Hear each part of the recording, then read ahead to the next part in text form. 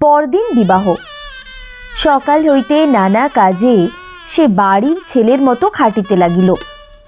Nut মন্দিরে বরাসন সাজানোর ভার পড়িল তাহার উপর। প্রাচীন আমলের বড় জাজিম ও শতরঞ্জির উপর সাদা চাদর পাতিয়া ফরাস বিছানো, কাচের সেজ ও বাতির ডুম টাঙানো, দেবদারু পাতার ফটক বাঁধা, কাগজ কাটিয়া দম্পতির উদ্দেশ্যে আশীষবাণী রচনা। সকাল 8টা হইতে বেলা 3টা পর্যন্ত এসব কাজে কাটিল। সন্ধ্যার সময় বর আসিবে। বরের গ্রাম এই নদীরই ধারে, তবে 10-12 ক্রোশ দূরে। নদীপথেই আসিতে হইবে।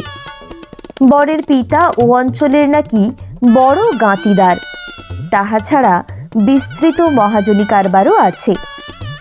বরের নৌকা আসিতে একটু বিলম্ব হইতে পারে।